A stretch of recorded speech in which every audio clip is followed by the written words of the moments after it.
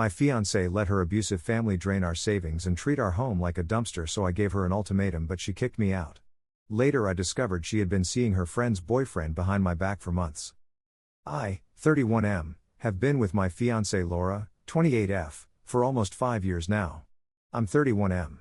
We got engaged about 8 months ago and started planning our wedding for next summer. Things between us have always been solid. We moved in together after 2 years of dating. She makes good money as a marketing director and I work in software development. We split everything down the middle. The problem isn't Laura herself. It's her family. Laura grew up in what can only be described as a nightmare. Her parents treated her like garbage from day one. She has an older sister Charlotte and a younger brother Billy. From what Laura has told me over the years, her parents played favorites constantly. Charlotte was the golden child who could do no wrong. Billy got babied as the youngest. Laura was stuck in the middle, getting blamed for everything. When Laura was 16, her parents kicked her out for 3 months because she got a B in chemistry. They let her sister skip school whenever she wanted but punished Laura for one bad grade. She had to stay with her aunt until they decided to let her come back. They made her pay rent from her part-time job at a grocery store for the privilege of living in their house again. The day after Laura turned 18 and graduated high school, they told her to leave. Just like that. She had been saving money and managed to get into community college on scholarships. She worked 2 jobs while going to school full-time.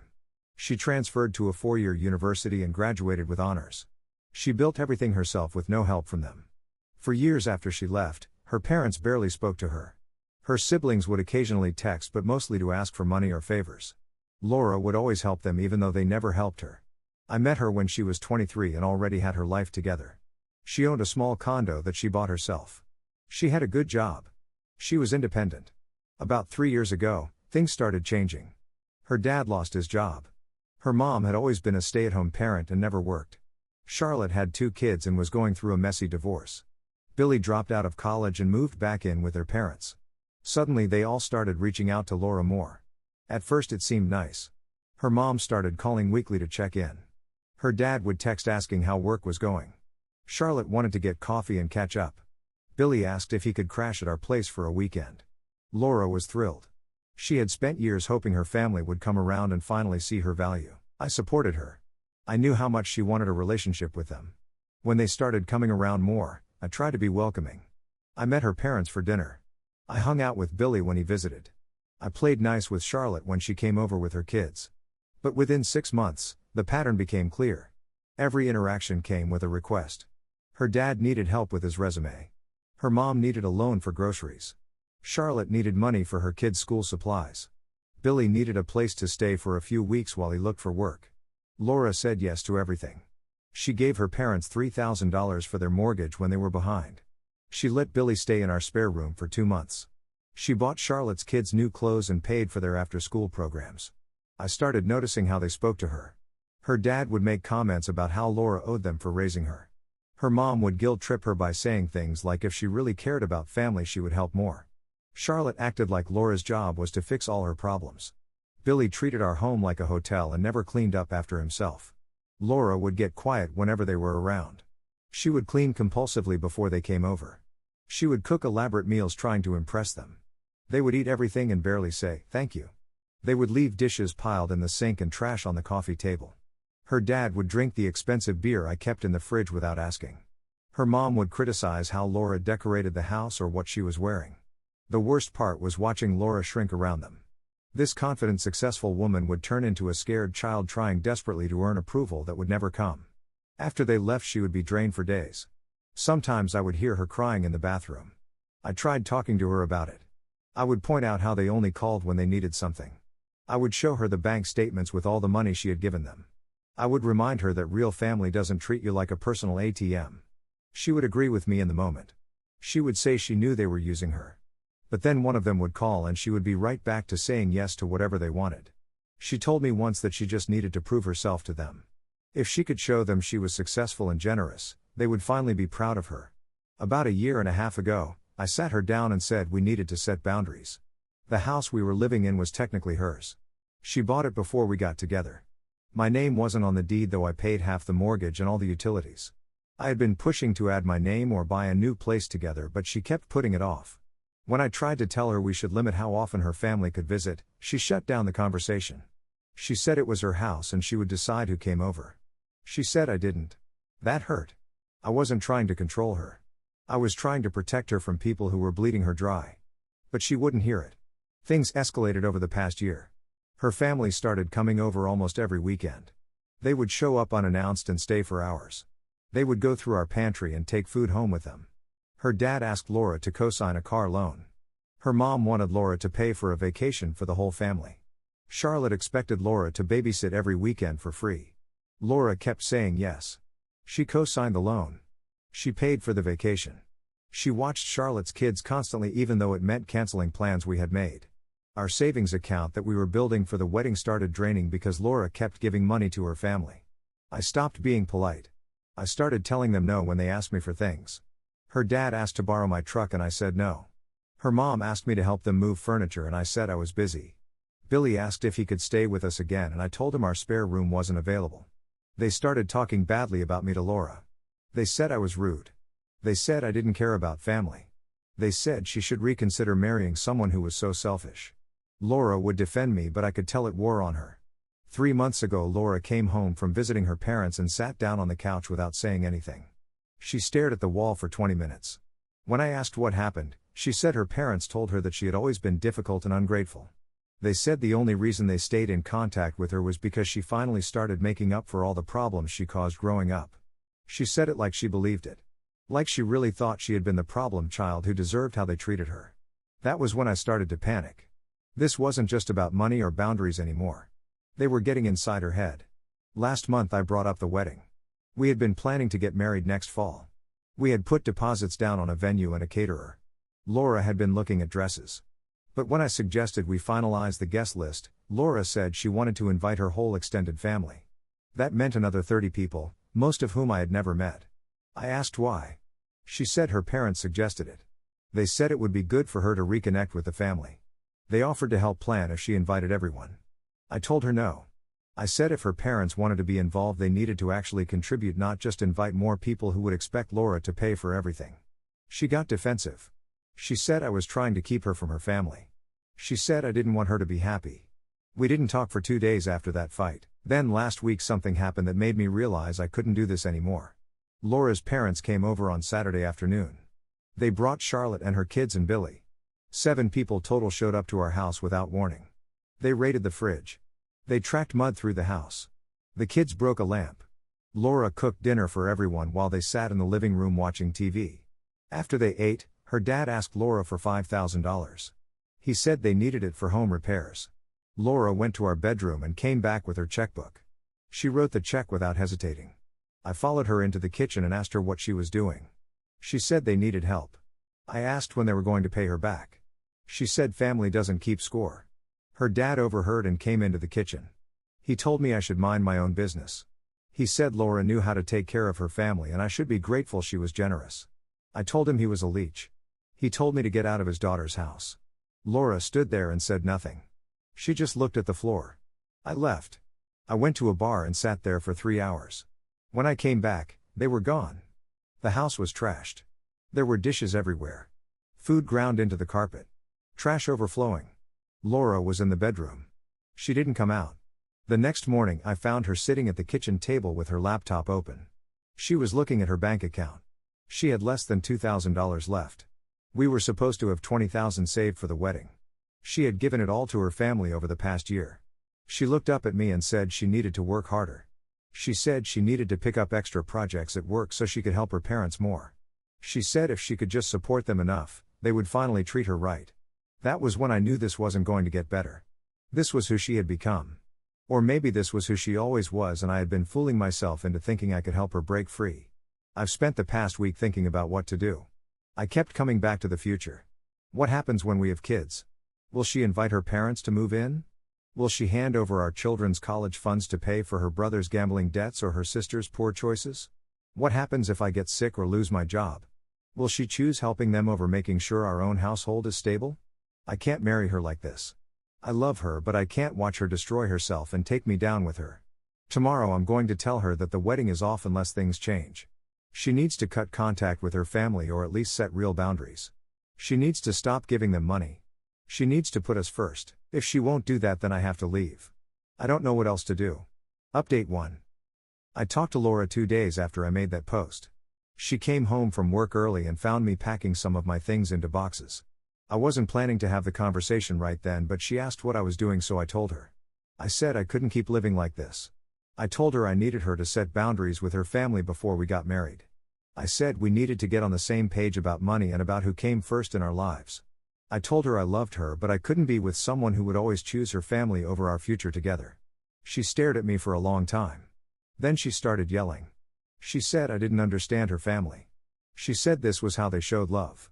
She said I was being unreasonable and trying to isolate her from the only family she had. I told her they were users. I told her they had taken thousands of dollars from her and never gave anything back. I told her they treated her like garbage, and she kept going back for more. She yelled that I was wrong. She said she just needed to do better. She said if she worked harder and helped them more, they would appreciate her. She said they had raised her and she owed them. I told her that parents are supposed to take care of their kids, not the other way around. I said she didn't owe them anything after how they treated her. She told me to get out. She said it was her house and I had no right to tell her what to do. She said if I couldn't support her then I should leave.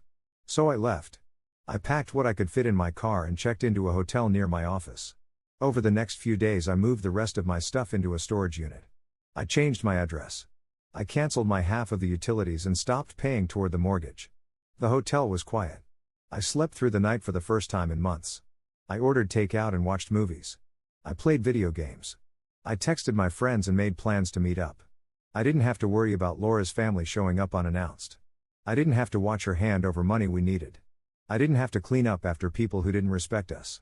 I knew Laura's family came over every Saturday. They had been doing it for months. I also knew that I was usually the one who ran interference. I would distract her dad by talking about sports. I would help her mom with whatever she was complaining about. I would keep Billy entertained. Without me there, Laura would have to deal with them alone. I turned my phone off on Saturday. I left it off all day. When I finally turned it back on around 10 that night, I had 15 missed calls and about 20 text messages from Laura. The messages started casual, asking where I was. Then they got more urgent. Then they turned into her begging me to come over. I drove to the house. The lights were all on. I knocked and Laura opened the door. Her face was red and puffy. She grabbed me and wouldn't let go. She kept saying she was sorry over and over. I asked what happened. She said her family had come over like always.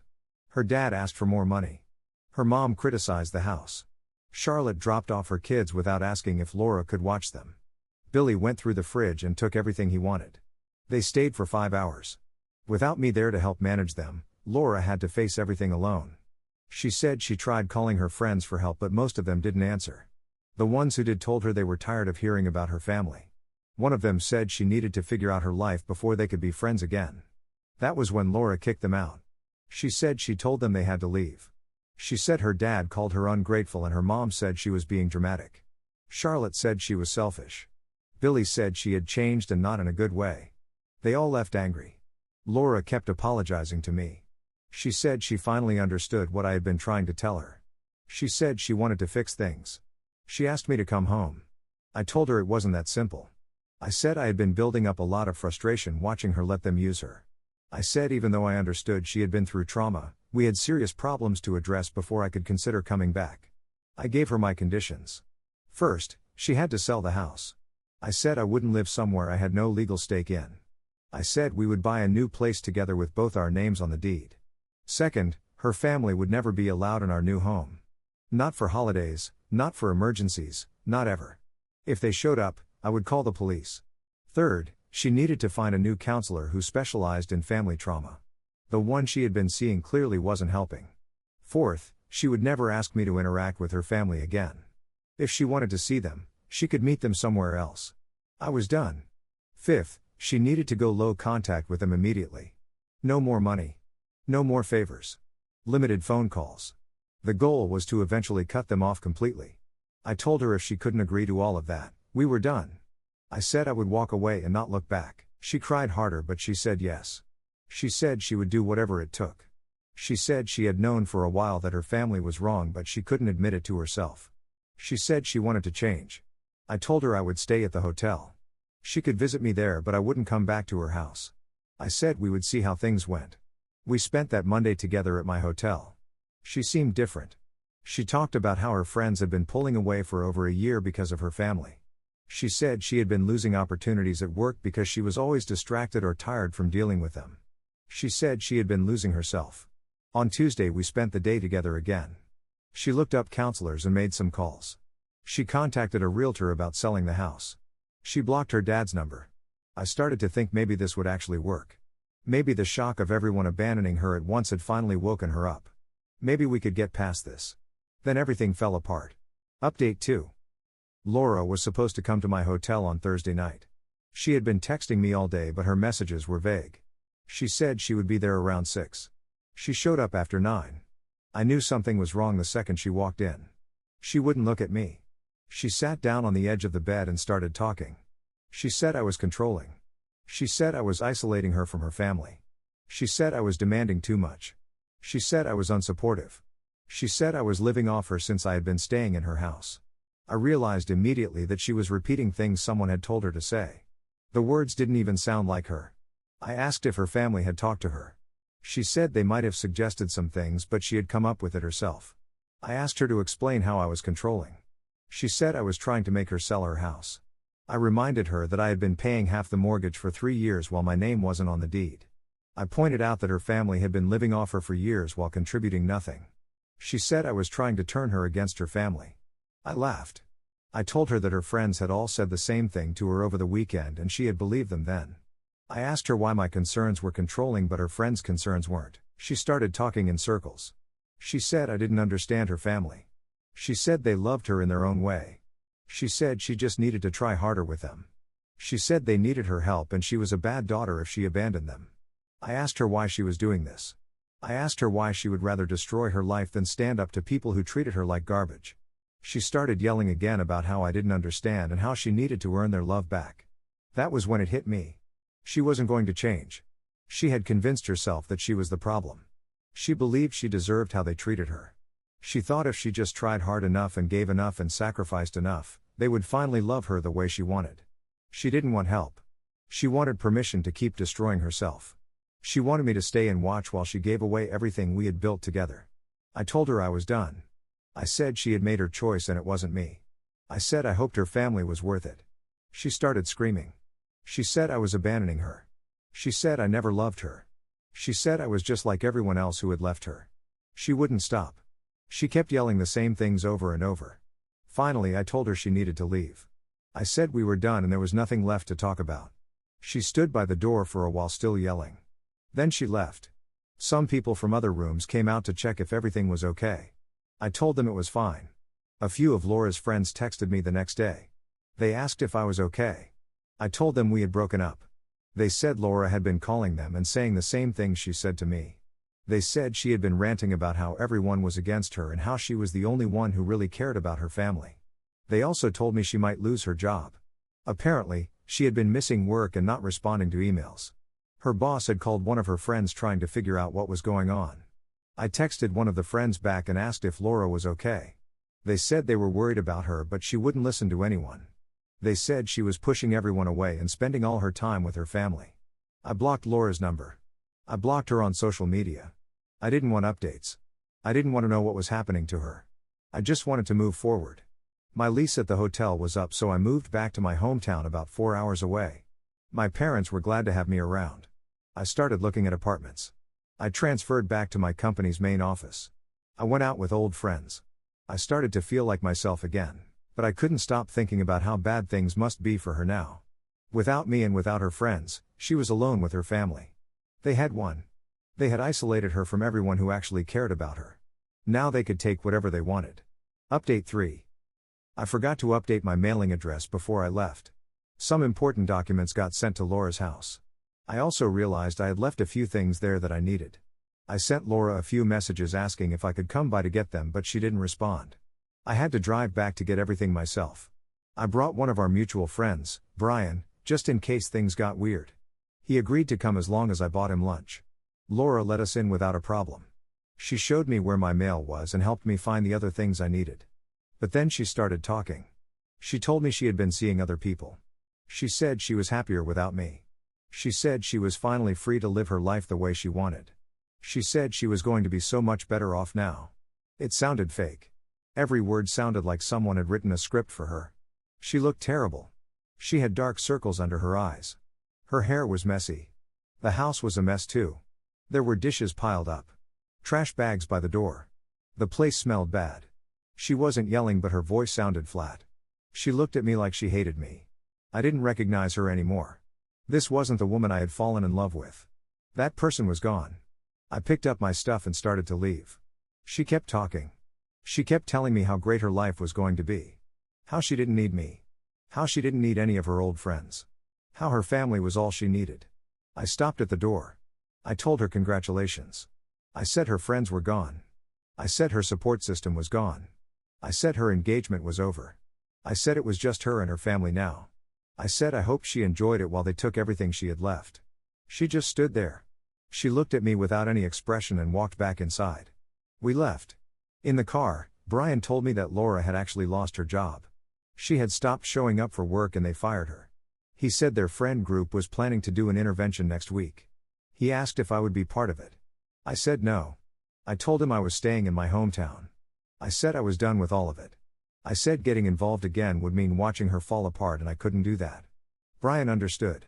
He said he would let me know how it went. I drove home and tried to put everything behind me. I started looking at apartments more seriously. I picked up some freelance work. I called old friends and made plans. I started building a life that didn't include any of that mess. But part of me knew that intervention wasn't going to work. Laura had made her choice. She had chosen her family over everyone who actually cared about her. There was nothing anyone could do to change that now.